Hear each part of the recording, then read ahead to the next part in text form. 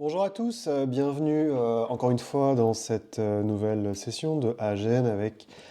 On arrive sur le premier des gros guides qui est le Player's Guide. Donc ça va être une habitude récurrente chez White Wolf pour Vampire et pour tous les autres jeux du monde des ténèbres de vous offrir à chaque fois des guides pour les joueurs, pour les MJ, pour ouvrir différentes options à vos joueurs ou autres.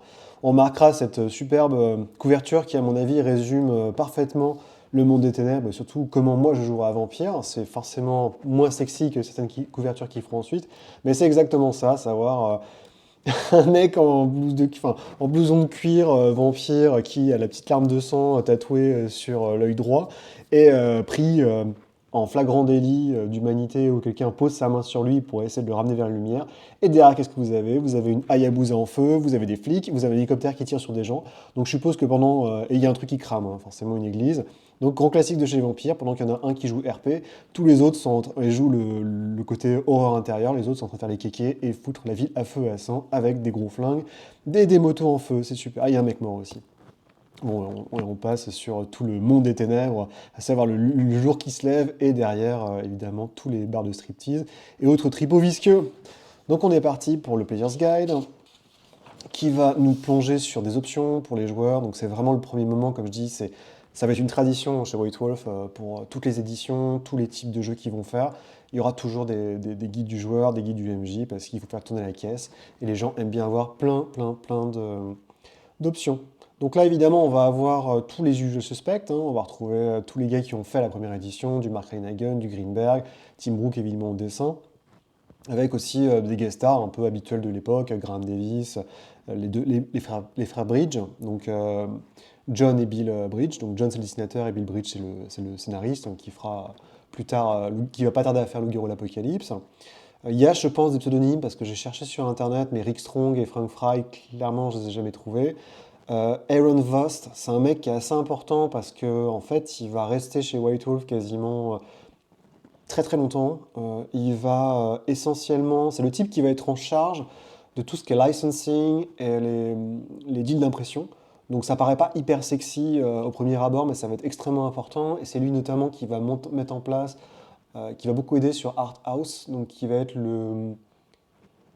l'éditeur tiers de White Wolf, en fait une franchise pour quand Donjon 3 édition va sortir et qu'il va y avoir une razzia vers le GL et, et les produits tiers. Donc en fait, moi, je peux bien parler parce que c'est là où j'ai commencé le jeu de rôle.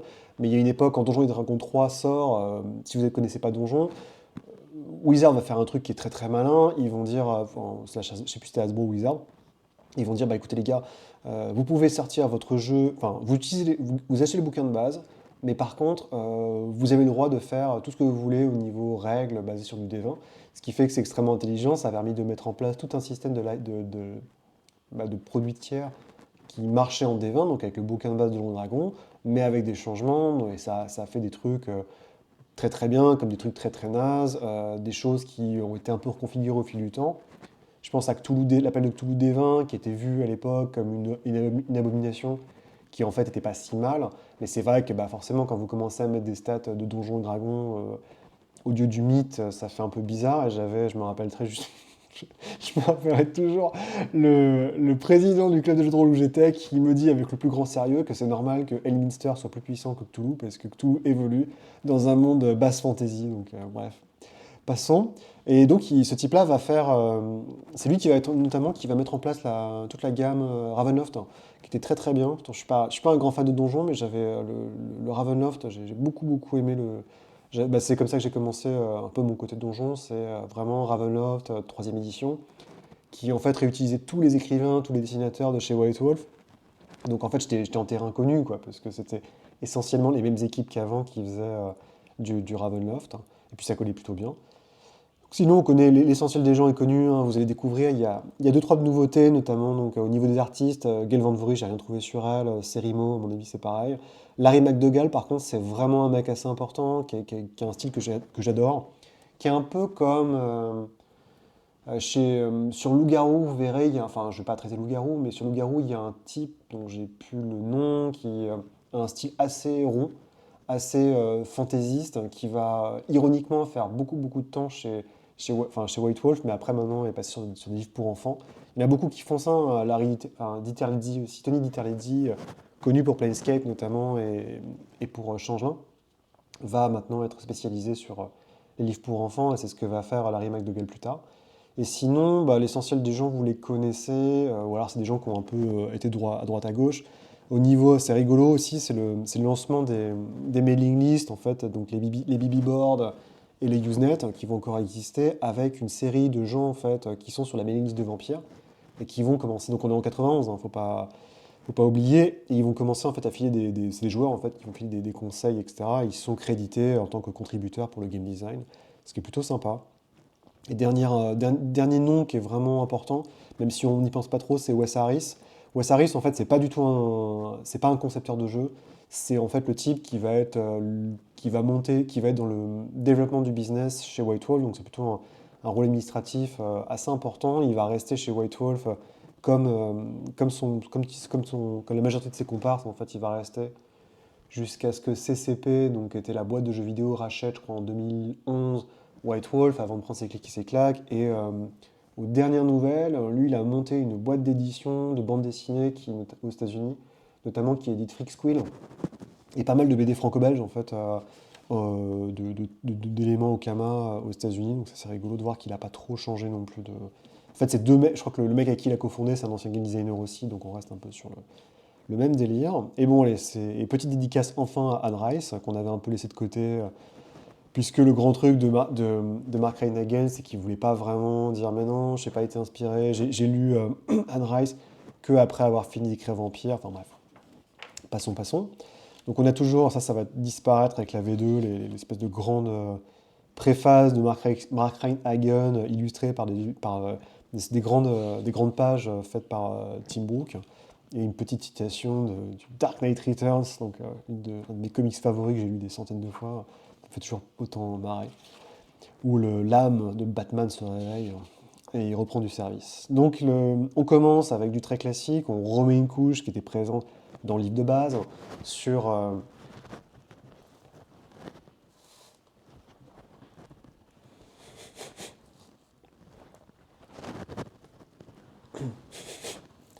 sur le...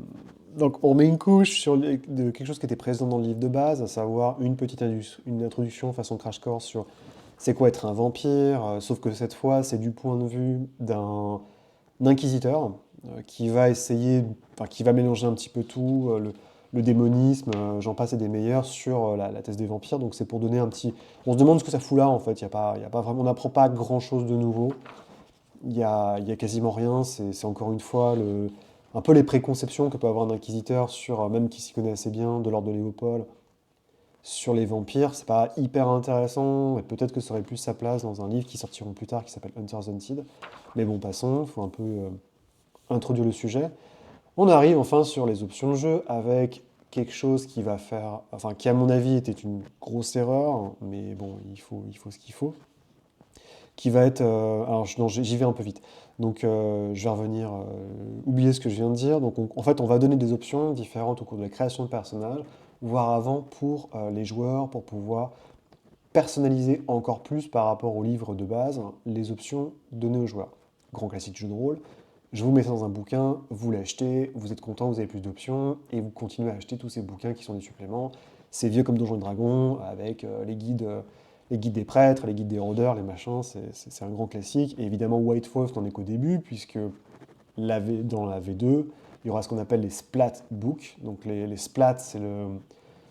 Enfin, c'est bizarre, en gros à la base, c'était les splats, ça vient de Mark Reinagen, donc le concepteur, qui n'écrit jamais son nom, Mark Rein-Hagen, il écrit ça Mark Rein, un point, donc un splat, comme une tâche, quoi, Hagen, et ça va donner son nom aux petits points que vous mettez pour les stats et les caracs. Et par extension, ça va devenir les livres impressionnés, les livres de clans, les machins pour les classes, entre parenthèses, des jeux White Wolf. Donc on commence en fait avec un truc assez simple qui va devenir un standard dans tous les livres de clans, c'est les personnages préconçus. Les caractères préconçus qui vont devenir vraiment les clichés par excellence de Vampire la Mascarade, à savoir le rebelle Bruja, qui est évidemment un ancien gangbanger, plutôt afro-américain ou issu des minorités, et qui en fait arrive à adapter assez rapidement la conception qu'il a eue de son vivant, de vivre dans les gangs, de se battre contre l'établissement d'une manière ou d'une autre, au monde des vampires. On a évidemment le solitaire gangrel qui est plus à l'aise dans la nature ou dans un magasin Décathlon qu'avec ses compères, qui vit dans la forêt. Le Malkavian Meddler, donc en gros c'est l'espèce de Malkavien qui s'immisce dans toutes les strates sociales de la cité vampirique pour foutre la merde. Concrètement, c'est une sorte de manipulateur, c'est le bouffon, c'est un peu le Joker de Franprix, quoi, on va dire. C'est un grand classique. Le Skull King, donc le Nosferatu qui se cache dans les ombres, qui évidemment est un ancien sans-abri, qui sait ce que c'est d'être traqué et exilé de la société, et qui fait tout ce qu'il peut pour survivre tout en se cachant dans les ombres et écoutant toutes les rumeurs autour de lui. Le dilettante toréador qui sait tout faire, qui sait rien faire, qui adore évidemment la peinture et tout ce qui va avec. Le cultiste de Trévère, comme classique, donc le magicien de son vivant qui devient magicien vampire. Et évidemment le manipulateur ventru qui est là pour nous mettre un poignard dans le dos et se faire le maximum et accumuler le maximum de puissance. Ce sont des grands clichés qui vont devenir des classiques en fait, qui vont vraiment devenir les archétypes voilà, des personnages de vampires, on va pas se mentir, hein, c'est devenu... c'est rigolo parce que quand vous lisez la conception des clichés, enfin la conception de ces modèles, c'est pour vous aider en fait. Ils ont dit bah, c'est pour le pouce et si jamais vos joueurs savent pas quoi faire, ce qui est très méritant en soi, mais l'évolution va devenir en fait, va se scléroser, devenir un peu le gros stéréotype auquel on peut s'attendre. On arrive ensuite donc à la partie qui moi me répugne maintenant, mais j'ai de bonnes raisons pour ça, c'est les merits and flow. Donc ce sont les qualités et défauts, les avantages et les défauts. Le principe est assez simple. Dans Vampire, quand vous créez un personnage, à la fin, vous avez fait toutes les étapes, on vous donne des points bonus. Ce qui est une très bonne idée, qui vous permet un petit peu de personnaliser votre personnage. Donc vous pouvez mettre quelques points bonus pour augmenter votre humanité, pour augmenter vos caractéristiques, vos talents, monter d'un point vos disciplines vampiriques. Et en fait, ce qu'on vous dit, c'est « Ah mais attends, ce qu'on va faire, c'est qu'on va créer des mots-clés. Des mots-clés qui ont tous une valeur associée, une valeur qui peut être positive ou négative, et qui représentent un avantage ou un défaut intrinsèque à ton personnage. Dans la tête de White Walls, c'est logique, c'est pour dire, bah tiens, s'il y avait un truc que tu voulais acheter à la création, que tu n'avais pas assez d'argent, bah tu prends des défauts supplémentaires, et ça te permettra d'avoir ton niveau de discipline, ou que sais-je. Donc ça vous donne plus de freebies. Évidemment, les deux s'équilibrent, donc on peut prendre un truc positif et un truc négatif. Ça va de 1 à 7, donc ça peut aller très très haut. Et ils sont tous différents, classés selon différentes catégories. Donc il y a les avantages, en gros les merit and flows psychologiques, surnaturels, physiques, sociaux, mentaux. Et chacun représente, donc il y en a qui sont très simples et évidents en soi, le fait d'avoir, par exemple, le fait d'être tout bête, pré-exclusion, donc ça veut dire qu'il y a un certain type de proie sur lequel vous aimez vous nourrir, comme les ventrus, mais c'est vous qui choisissez. Trop de confiance en soi, ça fait que bah, vous allez toujours, faites fi du danger, vous faites n'importe quoi. Si vous êtes timide, ça va être compliqué pour les situations sociales. Et à l'inverse, vous avez Berserk qui est à 2, qui vous permet en fait d'avoir les avantages quand vous rentrez en frénésie, vous avez plus d'avantages enfin, vous ne perdez pas le contrôle quoi, pour aller vite. Donc ça, c'est Larry McDougall dont je parlais. J'adore son style, hein, c'est absolument incroyable. Le sombre secret, qui est le grand classique, où en gros, vous avez un truc qu'il faut cacher, peut-être que vous avez roulé pour le sabbat, machin, et si jamais généralement ça se cumule avec d'autres, et si jamais c'est découvert, ça vous explose la tête. Short fuse, c'est vous mettez ses sous-polets, et il y en a plein, ça peut être très simple, comme ça peut être très compliqué à gérer. Il y a dans les manteaux, le plus classique, c'est sens temporal, donc vous savez toujours quelle heure il est. Volonté de faire, vous avez plus de points de volonté et vous avez des chances de les garder. Amnésie, grand classique. Les problèmes par rapport au sang, donc vous entendez très bien ou au pire vous êtes sourd, voire aveugle, c'est 6 points, donc c'est extrêmement lourd à gérer. Au niveau des aptitudes, donc vous savez super bien conduire, vous savez pas conduire, vous êtes ambidextre, vous savez pas lire. Il y en a plein de toutes les choses possibles. Donc ça, c'est la personne qui a fait 3 illustrations et qui a disparu. Supernatural, donc c'est là où ça devient un peu nawak. Donc il y a des trucs assez simples, hein, évidemment, le fait que les animaux vous aiment bien, parce que de base, en fait, j'avais oublié, mais les animaux ont peur des vampires. Véritable amour, donc ça c'est un truc assez particulier où en gros bah, vous avez vraiment quelqu'un que vous aimez et vice-versa, ce qui est extrêmement rare dans votre condition empirique et qui peut vous donner des bonus de temps en temps. Avoir une bibliothèque occulte, être chanceuse, ce qui vous permet de relancer certains jets que vous ratez. Là, ça devient n'importe quoi, donc un compagnon loup-garou, donc c'est-à-dire que vous avez un allié qui est un loup-garou, ce qui est très pratique. Unbondable, qui est le must, en gros, et qui est pas très cher d'ailleurs, je trouve, qui fait que vous pouvez jamais être lié par le sang, donc c'est vénère. Résistance magique, affinité avec des fées, donc ça va complètement disparaître, c'est des choses vraiment de la V1. Il y a le double Dark Fate, Destiny, qui sont en gros les mêmes choses, c'est-à-dire que vous pouvez pas mourir, mais dans le cas de Dark Fate, c'est comme Elric, quoi. Vous allez vous faire bouffer par votre épée. Destiny, c'est que vous avez une destinée à accomplir, et donc même si dans toutes les situations où vous êtes censé mourir, vous n'allez pas mourir, en tout cas vous allez éviter d'avoir des problèmes.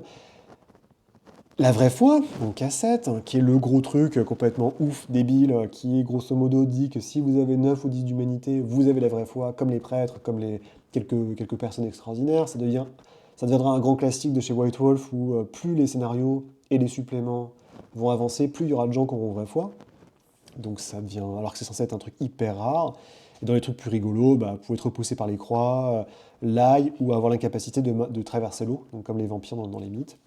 Et ensuite, on arrive sur donc les liens vampiriques, qui sont en gros le côté social des vampires, à savoir vous avez une amitié de clan, vous avez une inimitié de clan, il y a un ennemi, donc il y a un autre vampire qui veut vous buter, c'est vous qui voyez qu'il y a pas mal de choses. Et les liens avec la société mortelle, donc vous avez un manoir, vous avez des liens avec les flics, vous avez des liens avec toutes les sortes possibles et imaginables de strates humaines pour votre personnage. Et enfin, donc les éléments physiques. Donc bon, voilà, vous pouvez manger de la nourriture. Vous êtes gigantesque, donc vous avez plus de points de vie, ou alors vous avez des allergies, vous êtes allergique à certaines substances comme les mortels, ce qui la fout un peu mal. Vous êtes un enfant, ce qui est un peu compliqué. Vous êtes paraplégique, alors bonne chance, ça semble très compliqué. Ou vous avez vous avez des blessures permanentes, donc quand vous avez du mal à soigner certaines de vos blessures. Donc mine de rien, il y en a quand même une cinquantaine, et je suis pas très fan parce que j'en ai beaucoup utilisé dans mon club. Ils utilisaient un système un peu bâtard basé sur White Wolf, et à chaque fois, ils avaient un bouquin en fait qui était une condensation de près de 150 pages de tous les Meridian Flows qu'ils avaient pu trouver dans tous les trucs White Wolf et compagnie. Et donc en gros, à chaque fois, avant de créer son personnage, il prenait 15-20 points, ce qui faisait que vous aviez toujours le mec alcoolique avec des cauchemars, machin, qui à côté avait toutes les batteries de pouvoir complètement débiles, genre j'ai la super stat. Il y a un truc il y a un attribut, l'attribut légendaire, qui est un truc de mage ascension, qui fait sens dans mage ascension, puisque vous êtes une réincarnation d'avatar passé et que sais-je, où en gros vous pouviez avoir une super stat qui était au-delà de 5 et faire des espèces de hauts faits d'armes. Donc voilà, moi ça me gavait en fait. En vrai, à la fin, je trouve que ça tuait le jeu parce qu'en gros vous faisiez une sorte de combinaison de la mort avec 10 points de chacun pour avoir tous les trucs qui vous intéressaient, et généralement le maître du jeu oubliait tous les trucs négatifs que vous aviez, parce on va pas se mentir, qui, dans son beau droit, peut se rappeler que son joueur est alcoolique, fait des cauchemars, amnésique, a un sombre destin, et patati patata, c'est juste impossible. Moi, je trouve que c'est...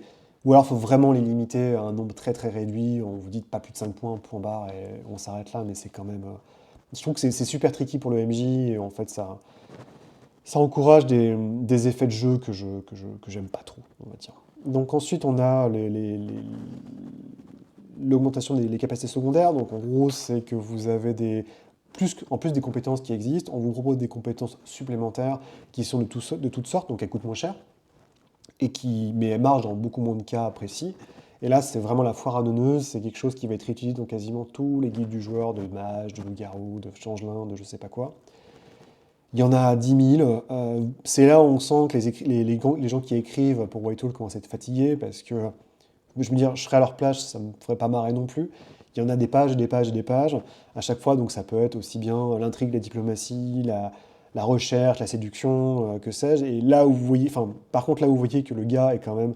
Il y a un moment, en fait, ils pètent des plombs, ils se font des petites blagues à eux, c'est notamment.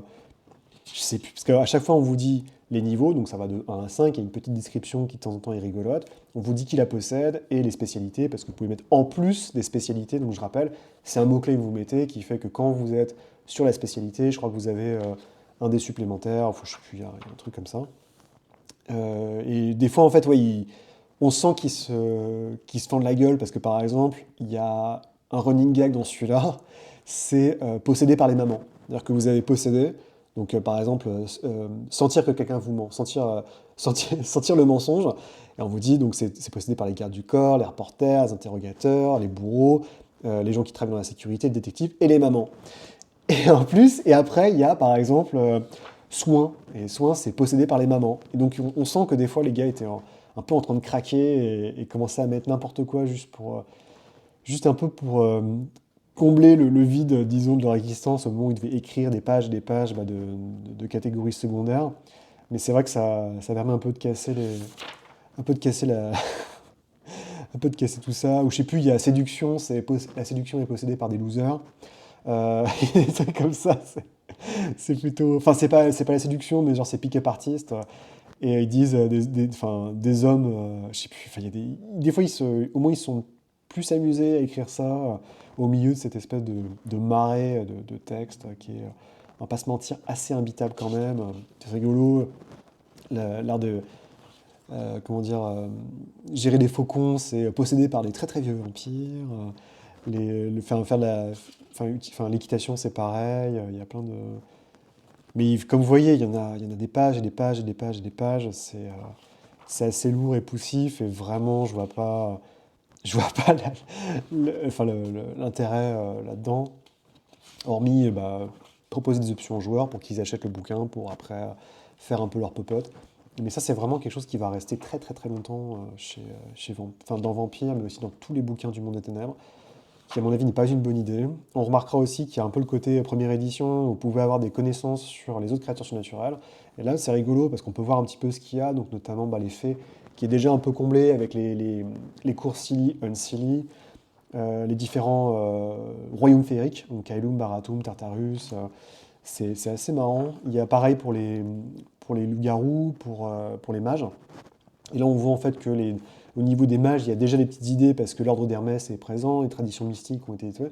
Par contre, il y a des choses, l'ordre d'Odin, j'ai pas souvenir que c'est utilisé.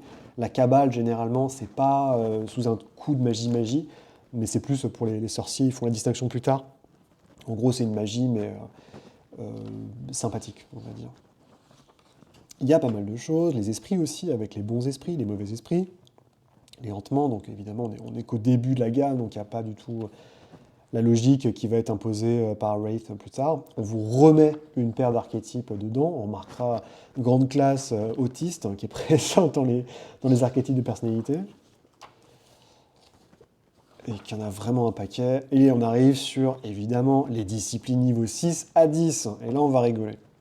Donc on rappelle, les disciplines, normalement, vous commencez, ça va de 1 à 5. Au-delà, le livre de base n'en parle pas, et on vous dit que c'est vraiment que les plus balèzes, que les très anciens qui peuvent avoir le luxe de développer ces compétences, ces disciplines-là. L'animalisme, ça reste assez soft. En fait, je trouve qu'animalisme, c'est peut-être la discipline qui est la plus faible, je trouve, de tout le web, parce que ça reste, encore une fois, vous invoquez des bestioles, vous pouvez fondre votre esprit dans les bestioles, donc en fait, c'est une sorte d'esprit de ruche, et tant qu'on n'a pas détruit complètement la ruche, vous êtes invincible. Et la fin, le niveau 10, 1 mètre bête, c'est juste je crois que sur 10 km, vous pouvez invoquer toutes les bestioles qui arrivent pour souvent laminer votre adversaire.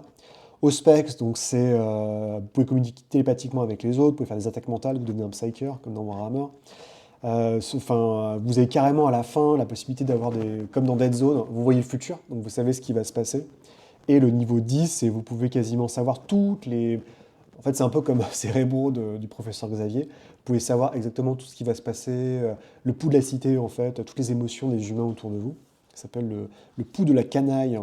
La domination, donc ça change pas trop, vous contrôlez les gens comme des marionnettes, et le niveau 10 s'appelle intelligemment Puppet Master, donc le maître des poupées, qui vous permet littéralement de contrôler des gens comme des marionnettes, hein, ce qui est assez violent. Obfuscate, c'est du même genre, c'est-à-dire que vous pouvez commencer à cacher des objets, vous cachez des lieux, vous cachez plein de choses, et vous pouvez créer des fausses identités, vous pouvez faire en sorte que des gens croient que vous connaissez depuis des siècles, et le dernier, c'est carrément vous disparaissez, en fait. Les gens ne savent même plus que vous existez, donc c'est assez violent. Les magiciens ont un truc comme ça aussi humain qui s'appelle Arcane, qui est lui un arrière-plan, qui n'est pas une discipline. Présence, donc, qui est un peu le pendant de domination plus subtil, disons, enfin, subtil dans le sens, vous dominez pas les gens mentalement, mais c'est un peu le côté m'as-tu vu. avec la possibilité de, encore une fois, de rendre tous les gens, enfin, mettre les gens en colère, rendre les gens passionnés autour de vous. Il y a plein de choses et vous pouvez carrément faire imaginer, enfin, à toute une cité, toute une ville autour de vous, des images mentales et faire rêver de choses un peu différentes, ce qui sort un peu du giron, en fait, de la présence pour moi. Mais je pense qu'à un moment, ils sont aussi un petit peu à court d'idées parce qu'il y a quand même beaucoup de choses. Protéane, alors là, c'est rock'n'roll, parce que c'est non seulement vous pouvez fusionner la Terre, mais vous pouvez contrôler la Terre, votre peau devient en pierre, vous pouvez créer un homononcule. Niveau 9, alors ça c'est un truc qui est assez rigolo, c'est la forme, la double forme. En fait, vous divisez en deux personnes et vous pouvez partager vos points de sang, vous pouvez partager vos compétences. C'est assez intéressant, ça reviendra parce il y a une grosse rumeur, il y a un personnage qui est enfin, qui est pas très important, mais il y a un personnage très haut placé dans la hiérarchie des sectes, donc du sabbat et de la Camarilla, on y reviendra, mais qui potentiellement, enfin la grosse rumeur veut qu'il ait ce pouvoir-là et que ça explique pas mal de trucs what the fuck-esque. On en reparlera un jour. Et le niveau 10, qui est la forme du soleil, c'est littéralement, vous devenez un soleil, vous transformez en espèce de magma et vous cramez tout autour de vous, ce qui est, bref, très violent. C'est là où on voit que quand même entre animalisme et protéane c'est quand même beaucoup mieux. La thaumaturgie, donc c'est super, vous voulez de la magie, vous en avez encore, vous inquiétez pas. On vous rajoute des choses, donc la conjuration, le chemin de la conjuration des objets, vous pouvez invoquer des objets. Neptus Mind, donc la volonté de Neptune, vous pouvez invoquer contrôle des cours d'eau, et à la fin vous pouvez transformer le sang en eau, ce qui fait que le vampire en face tire un peu la gueule, c'est extrêmement violent. La thaumaturgie des esprits, donc c'est des esprits dans le sens. Alors ça c'est une distinction qui commence à faire avec le garou notamment, c'est qu'il y a les fantômes et les esprits. Les esprits, c'est vraiment les esprits chamaniques, esprits de la terre, incarnaés, qui vont être des choses extrêmement importantes dans la cosmogonie de loup-garou et dans la cosmogonie de mage. Et donc l'idée de cette voie, c'est que vous pouvez grosso modo appeler des esprits de terre, des esprits de machin, pour qu'ils vous filent un coup de main. Donc c'est assez étrange et il y a un peu de mélange avec les fantômes. Enfin, c'est assez bizarre. Ouais. La distinction est un peu tricky. Le contrôle élémentaire, qui était des espèces de sorts un peu débiles, comme langue de bois qui permet de faire parler les objets, ou invoquer un golem carrément, vous invoquez un élémentaire de feu, comme un donjon. Et la voie de la corruption qui, à ce moment-là, en fait, est encore un chemin de thaumaturgie, parce que après, évidemment, qui dit trémère, qui dit sabbat, dit trémère anti-tribu, qui dit trémère anti-tribu et sabbat dit thaumaturgie sombre. Donc en fait, il va y avoir toute une branche supplémentaire de thaumaturgie qui va apparaître, de pouvoirs dark et méchants, et parmi eux, en fait, le chemin de la corruption va passer dans ce giron-là. Mais l'idée, c'est que vous pouvez commencer à psychiquement modifier, contrôler quelqu'un, et de corrompre, en fait, changer. C'est essentiellement, donc c'est pas, vous touchez pas à son humanité, mais vous commencez à changer, en fait, la façon dont il pense, vous pouvez changer sa nature, des petites choses comme ça. Les rituels de thaumaturgie, il y en a à boire et à manger, donc vous êtes obligé de vous présenter avant de rentrer dans le havre de quelqu'un, pour faire repousser vos cheveux. Vous pouvez mettre des protections, ça c'est un pouvoir qui est assez classique. Protection contre les ghouls, protection contre les. En fait, vous pouvez mettre des espèces de wards, donc des protections physiques pour empêcher des ghouls, des loups-garous, des vampires de rentrer. Ironiquement, ce sort ne marche pas. Il n'y a aucune protection contre les humains. Ce qui en fait rend quand on y réfléchit, c'est ce qui, pour donner un peu du fil à retordre aux vampires et dire que les chasseurs sont vraiment très dangereux, c'est qu'ils peuvent venir le jour et vous n'avez aucune protection contre eux. Donc c'est assez rigolo que malgré toute leur magie, les trémères ne peuvent pas faire grand-chose. C'est pour ça qu'ils ont créé des gargouilles, à mon avis. On y reviendra. Il y a pas mal de choses, hein, et ça va très très loin, parce qu'on a des rituels niveau 6, où carrément on peut ressusciter pour une journée des morts, donc c'est une sorte de rituel nécromantique. Cœur de pierre pour vous empêcher d'être empalé, et on va jusqu'à aller soyons fous. Niveau 10, donc vous avez une sorte de cristal avec vous depuis très très longtemps, vous laissez le cristal dans la pénombre pendant des siècles, et après vous pouvez faire un rituel qui vous permet de devenir invincible au soleil pendant X jours ou X années, je sais plus, mais c'est n'importe quoi. Il y a, mais bon, on est sur des rituels niveau 10 que personne n'est jamais censé connaître, à part les antédiluviens, donc ça va, on est assez tranquille de ce point de vue-là. Ensuite, on a un chapitre qui est assez particulier sur le fonctionnement de la société vampirique. Donc, c'est le moment, encore une fois, où on commence à chercher au niveau de vampire. On vous explique qu'en fait, pour aller vite, il y a deux choses. Il y a le statut vampirique et il y a le prestige de clan. Le statut vampirique, c'est dans les structures propres à la ville, donc par exemple le prince, le sénéchal, le shérif et tous les gens qui s'en suivent, à quel niveau, les primogènes, à quel niveau vous êtes représentés. Et l'idée, c'est de dire qu'en fait, donc, ils vont introduire les harpies, qui est un autre rang qui existe. Donc les harpies sont pour aller vite, les socialites. Donc en gros, c'est celles qui gèrent les rumeurs et qui sont des papillons sociaux de la Ligue de la Société des Vampires, qui vont traîner essentiellement dans l'Elysium et dans la cour du prince, et qui font la pluie et le beau temps entre les vampires pour savoir qui est apprécié, qui est mal considéré, et justement et noter les évolutions de statut au sein de la société vampirique. Donc vous comprenez que l'idée, c'est que il y a deux types de vampires. Il y a les vampires qui ont un statut bas et les vampires qui ont un statut assez élevé. Les vampires qui ont un statut bas doivent faire des courbettes aux vampires de statut élevé et vice-versa.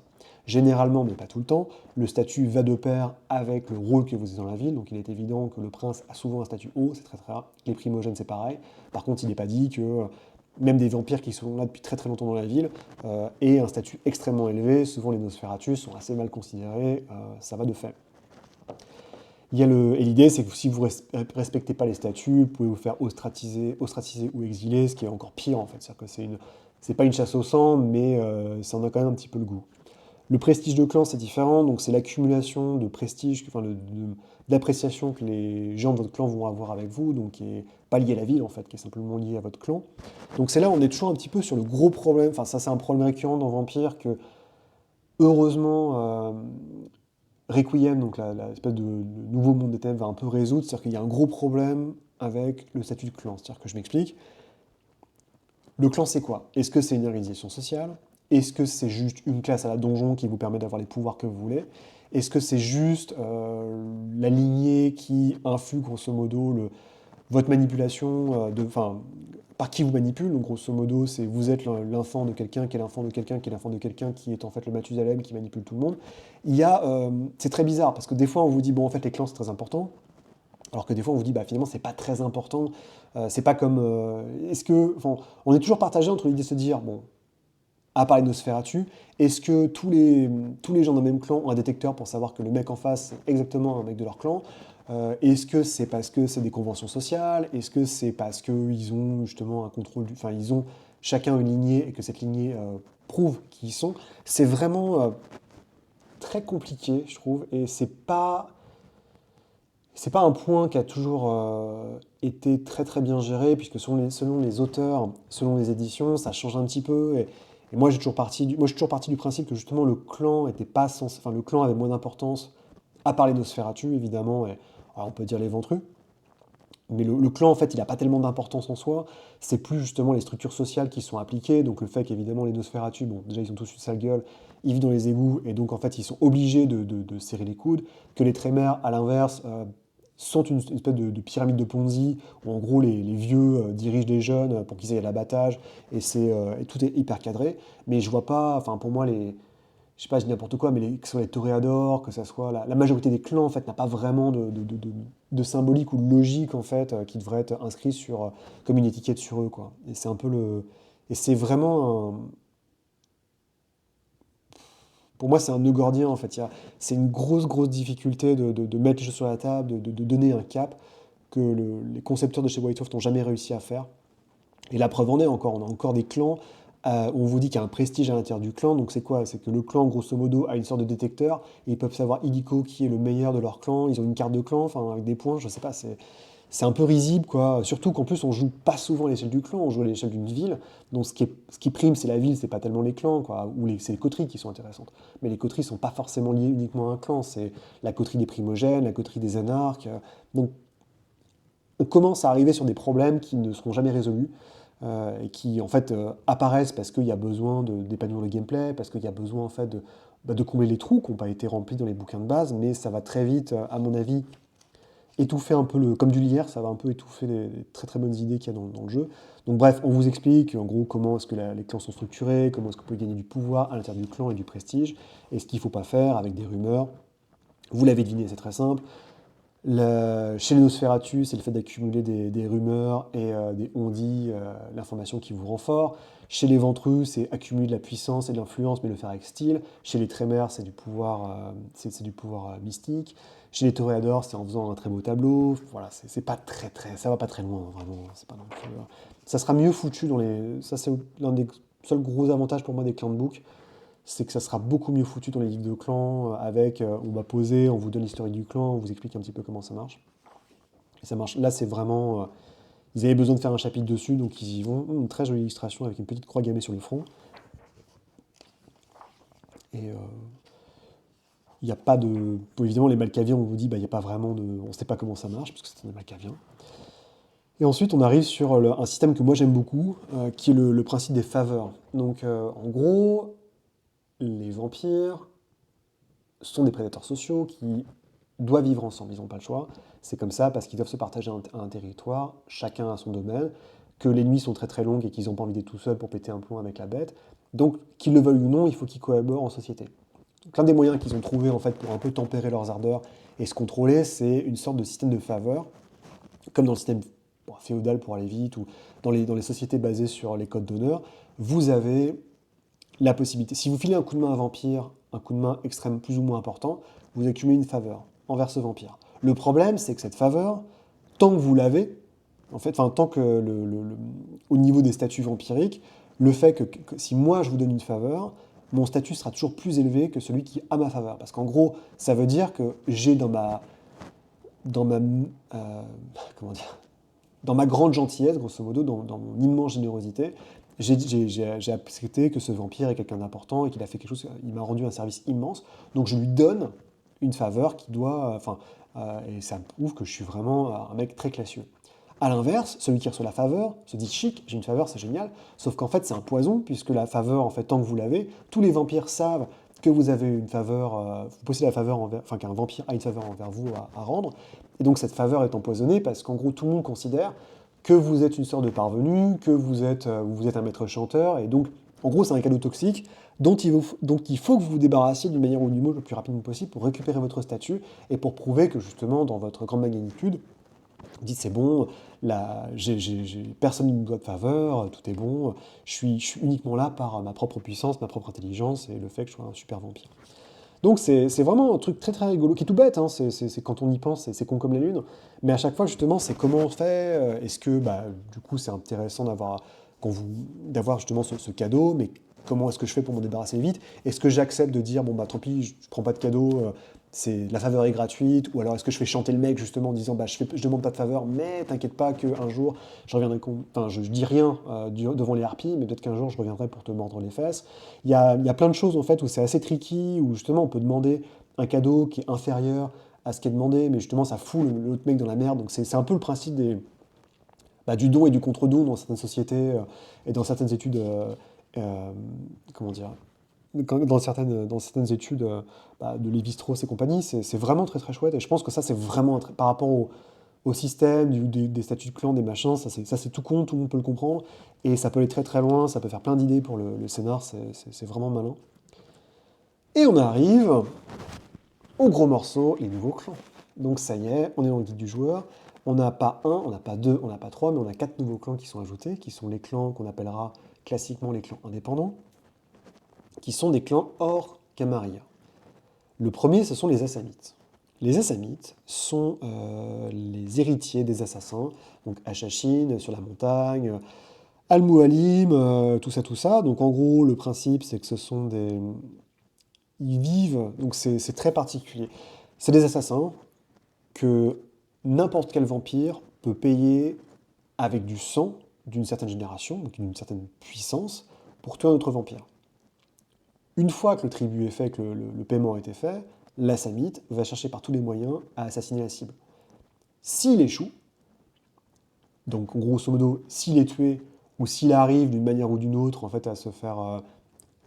il réalise qu'il ne pourra jamais réussir son coup, à ce moment-là, le contrat est rompu, donc bon, l'Assamite a honte, etc., perd du statut, que sais-je, mais en fait, plus jamais un Assamite ne pourra lancer contrat contre ce vampire. Donc concrètement, vous n'avez pas intérêt à arrêter votre coup, sinon c'est foutu en fait. Donc l'idée des Assamites, c'est qu'ils vivent sur la... En fait, ils ont une sorte de monastère cryptique au fin fond des montagnes en Turquie, et ils ont une espèce de rituel, c'est-à-dire qu'à l'avant, tout le monde était terrifié d'eux, donc surtout dans Dark Age, durant le Moyen-Âge, tout le monde était terrifié des Assamites parce qu'en fait, ils avaient une addiction à la diablerie. En gros, ils croquaient tout le monde pour baisser leur génération et se rapprocher. Ils n'ont pas de tabou sur la diablerie. Donc en fait, ils ritualisaient la diablerie et ça leur permettait concrètement de se rapprocher de leur fondateur, Hakim, donc l'antédiluvien assamite. Ils avaient aussi un autre truc, c'est que donc, très rapidement, les vampires, quand il y a eu la crise des Anarches, puis la naissance du sabbat, les, euh, les clans qui allaient faire la Camarille ont flippé et ont dit ok, bon, vous savez quoi, ça suffit les conneries. Ils ont dit bah c'est simple, on va lancer une chasse de sang contre tous les membres du clan Assamite et on va génocider le clan simplement. Et ils ont commencé à se rapprocher dangereusement, surtout grâce aux Trémères, de la position donc, de leur bastion. Et c'est là où les Assamites ont dit ok, bon, on va faire des pourparlers, qu'est-ce qu'on peut faire pour calmer tout ça? Et donc il y a eu un deal qui a été fait, et le deal était le suivant, c'est les Trémères vont, donc les Assamites jurent qu'ils ne commettront plus de diablerie, donc les Trémères ont dit ok, bah à ce moment-là il n'y a pas de souci, nous on a un rituel qu'on peut imposer sur tous les Assamites, et ce rituel fait que si jamais vous tentez de croquer un vampire, vous nourrir de sang d'un autre vampire, ça ne marchera pas. En gros une sorte de super rituel un peu basé comme celui des Ventrus. Ils ont accepté. Donc ça, c'est leur faiblesse. Leur faiblesse, c'est qu'ils ne peuvent pas se nourrir d'autres vampires. Donc pour baisser leur... pour essayer de se rapprocher comme de leur fondateur et baisser leur génération, ils ont un autre système, c'est qu'en gros, ils ont une sorte de... Ils accumulent du sang, donc c'est leur paiement, et ils amènent ce sang jusque dans leur forteresse, et là, ils peuvent faire une sorte de rituel au bout d'un moment pour baisser leur diablerie par un moyen magique. Donc c'est l'essentiel du clan à ce moment-là. Ils ont une discipline qui leur appartient qui s'appelle Quietus, qui est complètement pétée, qui leur permet d'être des super assassins, donc ils font du silence autour d'eux, ils peuvent envoyer, je sais plus, ils peuvent contrôler du sang à distance, enfin c'est rock'n'roll. Et ils ont, donc l'idée c'est que techniquement, ils sont censés, comme je dis, ils accumulent des points de sang, les points de sang leur permettent au bout d'un moment concrètement de passer de niveau et de baisser leur génération. Ce sont tous des assassins forcenés, et ils ont un grand truc aussi, c'est que plus ils vieillissent, en tant que vampires, plus leur peau devient noire, genre noir jet quoi. Et ça, c'est un truc qui a beaucoup fait, enfin, qui fait beaucoup gueuler les gens quand on en parle et compagnie. Mais ce qui est assez rigolo, c'est que c'est Travis Williams qui l'a écrit. Travis Williams est afro-américain. Et il avait dit, j'ai fait ça parce que je trouvais que c'était assez cool. Donc voilà, c'est toujours marrant de voir un peu, avec le recul, ce qui a été fait. C'est très facile de se mettre en branle, surtout contre White Wolf, sur ce qu'ils ont fait, mais il faut jamais oublier justement, comment dire, mort de l'auteur, tout ça, mais je trouvais ça assez intéressant de montrer ça, en fait, que c'est pas juste un truc vulgaire, bête et raciste qui a été fait, mais quelqu'un qui pensait vraiment que justement ça apportait une certaine diversité et que c'était juste simplement cool. Donc vous avez un grand truc qui va arriver aussi, c'est les stéréotypes. Donc c'est le principe, c'est qu'à chaque fois qu'il y aura un clan, une lignée, un machin qui va être mis en place, vous aurez les stéréotypes que possède un membre du clan décrit envers les autres, et à l'inversement, ce que les grandes factions pensent de lui. Donc c'est un truc assez sympa qui colore, bon ça reste des stéréotypes, mais c'est quelque chose qu'on va retrouver dans tous les bouquins White Wolf, pour toutes les factions, toutes les classes, tous les clans, tous les machins. C'est un grand classique. Donc on va avoir ensuite la quiétude, description, donc comme je disais, vous faites une zone de silence. Faiblesse, donc grosso modo, vous pouvez baisser l'endurance de votre adversaire. Disease, vous filez une maladie. Blood Agony, c'est, je crois que vous faites bouillir, enfin vous transformez votre sang en dégâts gravés. Donc c'est aussi balèze que les griffes de Protéane, mais c'est niveau 4. Ensuite, donc le goût de mort, vous pouvez cracher du sang sur vos adversaires pour leur filer des malédictions, vous pouvez les faire transpirer du sang. On remarquera aussi qu'il y a un truc qui va se développer, c'est que certains niveaux maintenant vous offrent deux disciplines, donc c'est à vous de choisir celle que vous voulez. Vous pouvez genre payer deux fois pour avoir les deux de ce niveau-là, mais des fois certains niveaux offrent plusieurs disciplines. C'est quelque chose qui ne restera pas, hein, ça va disparaître assez rapidement parce que c'est un peu ingérable. Et il y a beaucoup de choses, hein, c'est assez vénère. Niveau 10, et carrément, vous pouvez créer un lien. Vous goûtez du sang de quelqu'un et vous pouvez créer un lien de sang automatiquement avec lui. Donc c'est assez vénère. Ensuite, on passe au disciple de Seth, qui n'est pas mon clan préféré, les Sétites, les serpents de sable, comme ils sont surnommés, qui sont... Alors, comment expliquer? C'est pas vraiment un clan, c'est comme plus tard les Baali qu'on verra. En fait, c'est une secte qui adore un antédiluvien qui s'appelle Seth. D'après eux, Seth est un dieu et pas juste un antédiluvien. Seth s'est battu durant sa vie, ou sa non-vie plutôt, avec un grand leader, disons, égyptien qui s'appelait Osiris, qui était selon certaines régions de son frère, enfin ça dépend, c'est un peu compliqué à gérer. Tout ce qui est, c'est qu'en gros Osiris était mu par une gentillesse, une bénévolence, alors que Seth, lui, partait du principe que plus vous étiez sombre, méchant et dark, pour aller vite, et que vous encouragiez la corruption de vos pères, plus vous vous rapprochiez d'un statut divin. Donc Seth a réussi, s'est battu contre Osiris, ça a duré des siècles, il a fini par le tuer, le découper en morceaux, et Osiris, lui, a réussi à créer son propre culte vampirique, puisqu'il était aussi un vampire, avec les enfants d'Osiris. Les enfants d'Osiris, à l'inverse des disciples de Seth, eux prêchent le pardon, la récupération d'humanité, l'ascétisme. Et donc ces deux clans, c'est-à-dire qu'évidemment les disciples de Seth sont beaucoup plus forts parce que le mal est plus fort, surtout dans le monde des ténèbres, vont se faire la guerre.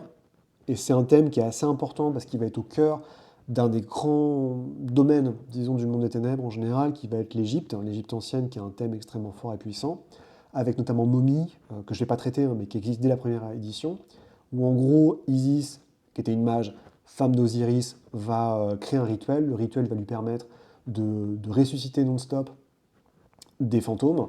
Et ces fantômes en fait, vont s'incarner siècle après siècle dans les corps d'humains, qui sont des momies, en fait, qui vont être des sortes de guerriers au service d'Osiris, et surtout du fils d'Osiris, Horus, qui sera la première des momies, dans un grand combat contre Seth, notamment, et Apophis, qui est en fait un aspect du ver, mais bon, ça on y repassera.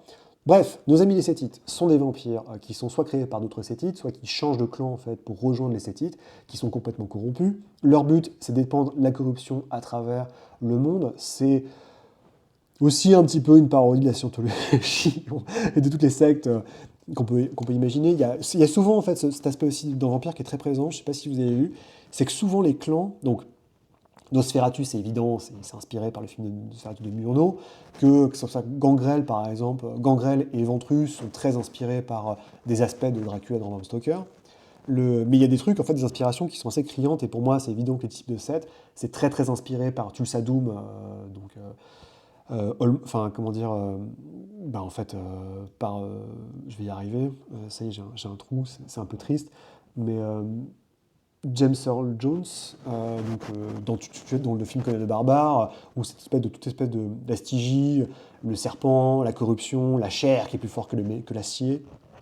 Il y a plein de clans où c'est vraiment évident. Pour moi, par exemple, les Tsimish, qu'on verra plus tard, sont très inspirés par une série de romans qui n'est pas extrêmement connue en France, mais qui avait très très bien marché, qui s'appelait Nécroscope. Ou c'est Nécrodome, je crois. Non, c'est Nécroscope, qui est avec des vampires parasitiques qui vivent en Europe de l'Est, qui en fait viennent d'une autre dimension. Et c'était assez hallucinant, en fait, quand j'avais lu un peu le pitch et un comics basé dessus, j'ai fait, mais dis donc, c'est quand même très... Ça rapproche beaucoup des Tsimish. Donc voilà, les Sétites parcourent le monde dans la gloire de Seth, dans le but de réveiller leur antédiluvien pour qu'il les guide vers un autre état d'esprit. Donc ils sont très religieux. Et tout leur spiel, c'est qu'ils essaient de corrompre les mortels et les vampires, en leur proposant tout ce dont ils ont besoin, de la drogue, de l'argent, du pouvoir, de je sais pas quoi, du sexe. En veux-tu, en voilà.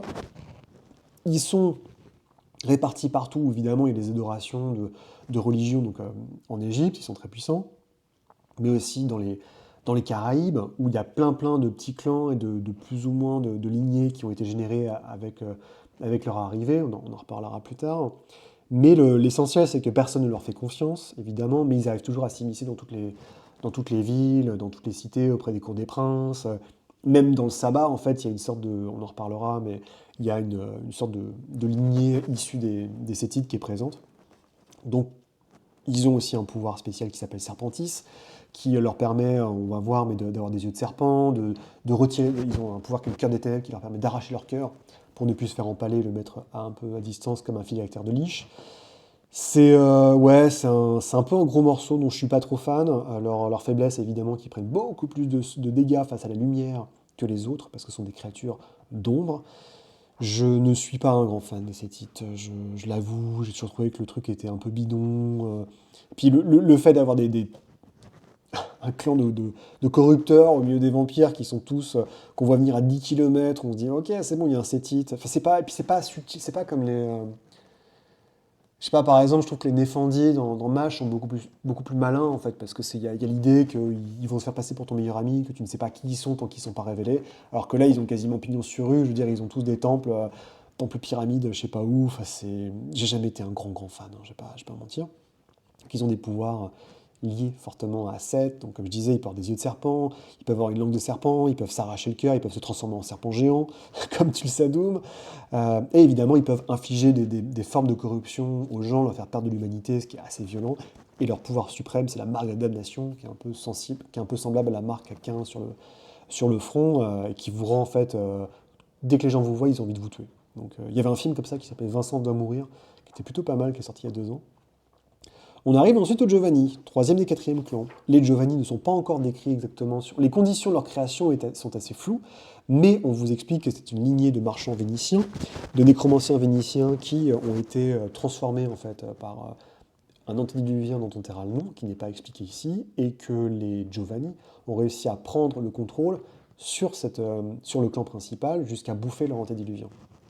Et donc ainsi, Augustus Giovanni, qui était le fondateur du clan Giovanni, est devenu en fait le nouvel antédiluvien, et les Giovanni sont devenus un clan à part entière, qui est un clan assez particulier, donc évidemment avec tous les clichés sur le parrain et la mafia italienne, puisqu'ils sont tous incestueux, c'est-à-dire qu'il y a une famille humaine de Giovanni, et quasiment l'exclusivité des vampires sont incorporés de cette famille.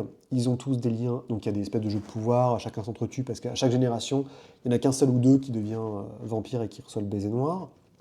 À côté de ça, ils ont donc donc c'est une mafia, donc ils ont un contrôle financier absolument démentiel, et eux, tout ce qui s'intéresse, c'est vraiment l'accumulation d'argent, ce qui ne comprend, enfin, que personne ne comprend trop aisément. Là, c'est pas encore expliqué, mais il y a un accord tacite qui est fait entre les Giovanni et le reste de la Camarilla du Sabbat, qui dit grosso modo que vous touchez pas à nos affaires, et nous, on promet de jamais, jamais, jamais se mettre dans le djihad. Donc il n'y a aucun Giovanni qui bosse, enfin, techniquement, avec le Sabbat et la Camarilla, hormis pour faire des frics ou des investissements. Mais ils n'ont aucun intérêt là-dedans.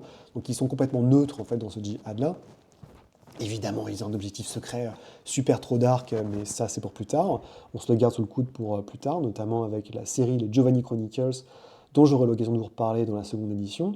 Et donc le cliché, c'est grosso modo, voilà, c'est les affranchis, mais c'est le parrain, mais si le parrain était un vampire nécromancien. Donc leur pouvoir essentiel à côté, c'est à côté du fric, leur principal intérêt, c'est la poursuite des arts nécromantiques. Ils ont, comme vous le devinez, une discipline qui s'appelle nécromancie, qui leur permet de voir comment quelqu'un est mort, d'invoquer des esprits, d'arracher carrément temporairement l'esprit d'un corps et de le contrôler. Donc c'est assez violent, ils peuvent créer des zombies. C'est la totale. La nécromancie verra plein de choses différentes au fur et à mesure de l'histoire, qui va, disons, changer un peu de but en blanc au fur et à mesure. Ensuite, donc ils ont aussi un truc, leur faiblesse, c'est qu'ils peuvent pas quand ils se nourrissent d'êtres vivants, ils leur font très très mal. La raison sera expliquée plus tard. Donc ils sont aussi les promoteurs principaux des banques de sang, hein, ça va de soi pour éviter ça. Et enfin, le dernier des 4 clans, les Ravnos. Les Ravnos, comment dire comment vous dire? Les Ravnos ont comme surnom les gitans. Donc voilà, au moins c'est le cadre est fait. Donc l'idée des Ravnos, c'est que grosso modo, c'est des vampires qui sont liés aux Roms, qui viennent à la base d'Inde et qui ont une compulsion à faire des illusions, à voler, à faire des coups fourrés, à rouler dans la farine les autres vampires. Donc ils sont détestés par les autres vampires, ils changent tout le temps d'endroit, et ils ont un pouvoir qui s'appelle Chimestrie, je crois, qui leur permet de créer des illusions. Et ils ont une sorte de système de connaissances et de croyances où, en gros, leur but, c'est de provoquer de plus en plus d'illusions pour casser un peu le moule de la réalité. Je sais pas quoi vous dire, hein, c'est vraiment pas terrible, les Ravnos. Il y aura plus tard un supplément qui s'appelle Gypsies, donc gitan, qui sera vraiment pas terrible non plus. Et bah voilà quoi, enfin c'est pas très très intéressant. Donc l'essentiel de leur discipline joue sur une sorte de forme de manipulation, de pouvoir en fait, d'illusion. Il y a notamment, ils peuvent faire comme dans les Cheveux du Zodiaque, ils peuvent couper vos sens. Ça, c'est marrant, ou créer des grosses illusions. Ensuite, on arrive aux lignées. Donc les lignées ne sont pas des clans en fait. Les lignées sont techniquement trop petits ou viennent de clans en fait pour devenir en fait pour être joués. Mais on part essentiellement que les lignées sont pas assez importantes pour devenir des clans à part entière. Sachant qu'évidemment à une époque, les Trémères étaient lignés et Giovanni était ligné. On commence par les Salubris. Tiens, qui ont comme vous voyez, un truc très particulier, c'est qu'ils ont 3 yeux. Alors, il y a beaucoup de choses à dire sur les salubris, mais à l'époque où ce livre sort, il y a très très peu d'éléments qui vous est donné. Tout ce que vous savez, c'est que les salubris sont le clan qu'a usurpé Trémère. Donc les Trémérés, qui étaient à la base des magiciens humains, ont fricoté, ont bidouillé pour... en gros, ont réussi à devenir vampires à l'origine avec du sang de Tsimiché, c'est très important. Et se disant, étant devenus vampires, on dit, bon, qu'est-ce qu'on fait maintenant? Ils ont très vite compris qu'ils ne seraient jamais acceptés en tant que vampires s'il n'y avait pas d'antédiluvien. Donc il se trouve que Trémère a réussi à trouver le chef d'antédiluvien de cette lignée de Salubri, dont on n'a pas le nom ici encore, qui sera un personnage très très très important dans la mythologie de vampire, et il a réussi à le croquer. Il n'y avait aucune défense. Et ce qu'il a fait ensuite, c'est évidemment commencer à lancer une grande campagne de diffamation contre les Salubri, contre 3 yeux, en les appelant notamment des voleurs d'âmes, pour essayer de tous les détruire. Ce qui fait qu'aujourd'hui, il y a un nombre extrêmement restreint de salubris qui existent, sachant qu'en plus les salubris ont des croyances extrêmement dures sur Golconde, sur justement la paix, ainsi de suite, ce qui veut dire concrètement qu'il n'y a jamais plus de 7 salubris en même temps en jeu. Donc ça rend le personnage très très particulier si vous jouez un salubri. Et ces salubris-là ont plein de problèmes, évidemment ils sont traqués, ils veulent être tués par les Trémères. Et la raison pour laquelle ils sont si peu, c'est parce que l'idée, c'est qu'en fait, ils partent du principe qu'ils ne vont étreindre que des gens qui sont quasiment déjà des saints. Et après, le but, en fait, c'est qu'ils assimilent leur... en fait, ils dévorent leur cire, et ainsi, comme si le cire, en fait, a atteint Golconde, déjà. Donc, il faut atteindre Golconde, en plus, avant de créer un enfant. Et une fois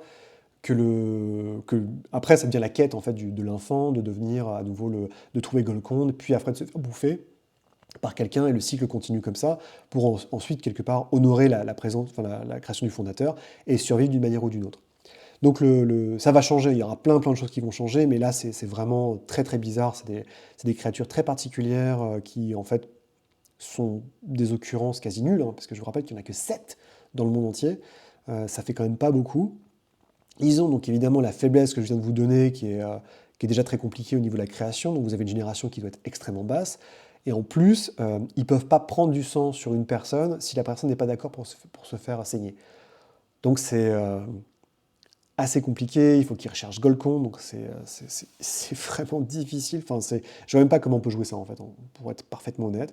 Et leur pouvoir, et par contre leur discipline est complètement pétée, elle s'appelle OBA, elle permet de soigner tout, en fait, tout simplement. Vous pouvez tout soigner, à la fin, vous pouvez même ressusciter, un humain, ça c'est plutôt cool. Mais c'est un peu rock'n'roll, donc on en reparlera, je pense, un autre jour. Donc ça, c'était vraiment pour les clans qui vont devenir assez importants, hein. En tout, il n'y a que 13 clans, donc très vite, on arrive, et maintenant il ne reste plus que les clans du sabbat à découvrir, hein. Par contre, les lignées, il y en aura une palanquée, vous inquiétez pas. On commence à arriver sur la fin du bouquin avec cette fois des petits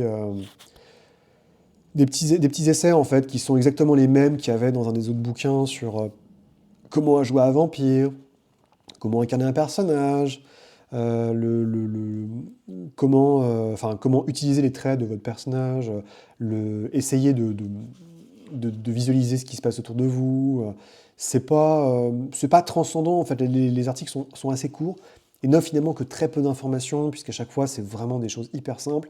Le must étant évidemment celui de Mark Rein-Hagen, qui est un monument de nostalgie et on va dire d'ego, où il explique grosso modo ses premiers émois en jouant à Donjons et Dragons et comment il a essayé de toujours retrouver cela en jouant au jeu de rôle et que finalement, et c'est peut-être là où je suis le plus d'accord avec lui, c'est que on cherche tous en fait des espèces de moments de grâce climatiques, ce qu'il appelle les moments de jeu de rôle, l'expérience, comme quand on a commencé ou que le jeu de rôle nous a captivés et qu'on a voulu en refaire, et que finalement c'est des choses qui sont assez rares et il faut continuer à le chercher, mais il ne faut pas s'attendre à ce que justement ce soit toujours une sorte d'exaltation permanente.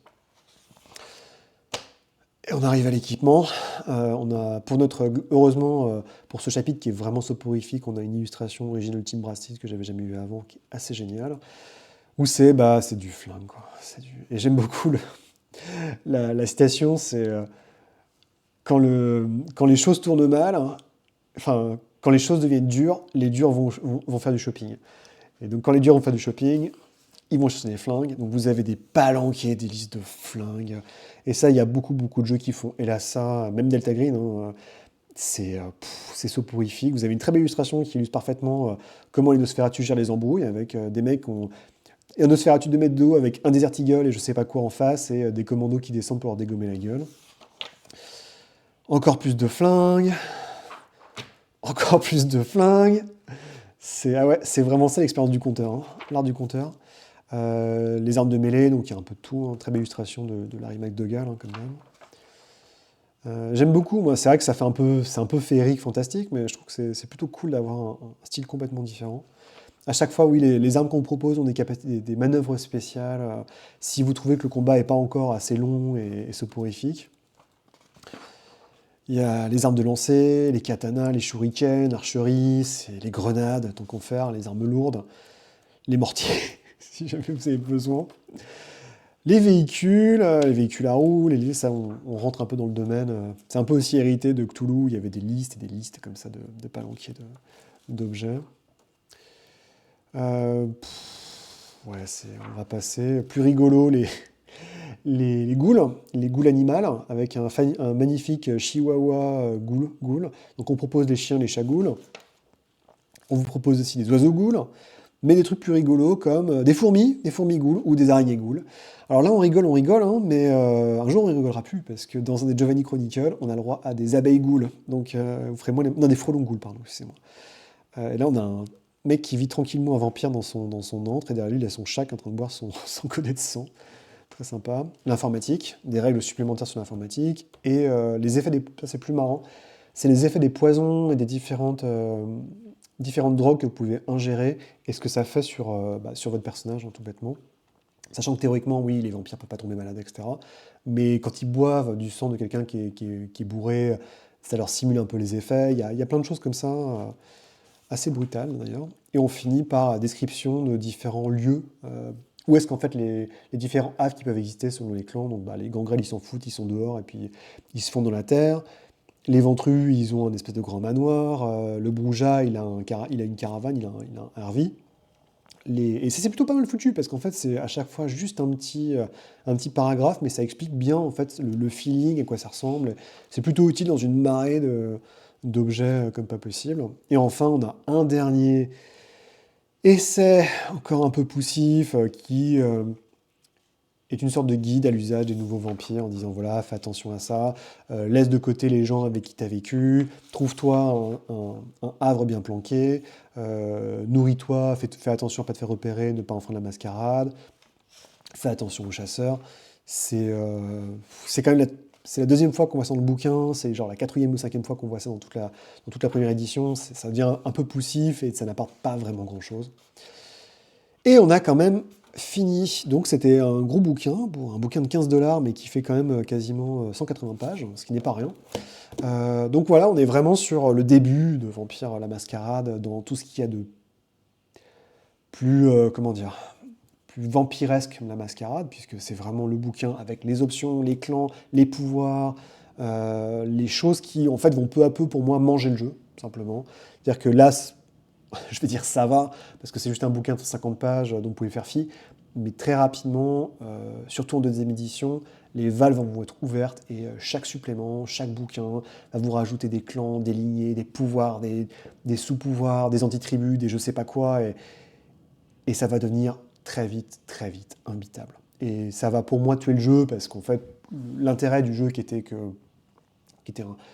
un jeu horrifique, mais plutôt basé sur le politique, sur comment est-ce que des pieds nickelés peuvent survivre dans une ville où tout le monde est plus balèze, tout le monde est plus méchant qu'eux, en utilisant principalement leur intellect, voire quelques pouvoirs, va devenir la foire à neuneux en se disant bah écoute, je vais jouer un salubri, Cora a des talents, Cora une caraque, il aura volonté de faire, parce qu'il fera plus qu'il croit, et machin, et bidule, et on s'en sort pas, on s'en sort pas. Je trouve ça très dommage pour un jeu justement qui était bien contenu et qui déjà commence un peu à c'est rigolo parce que l'enfer n'est pas fait de bonnes intentions. C'est logique, il fallait avoir un bouquin comme ça pour aider un peu à personnaliser l'expérience pour les joueurs, parce que dans le bouquin de base, c'est assez sec en fait de ce que vous pouvez faire pour modifier votre personnage. Mais le problème, c'est que le Player's Guide, il n'y en aura pas qu'un, il n'y en aura pas que deux, Et il y aura beaucoup, beaucoup, beaucoup de règles et de capacités qui vont être décrites dans plein d'autres bouquins. Et une fois que le robinet est ouvert, c'est impossible de couper l'eau, quoi. Et c'est un peu dommage.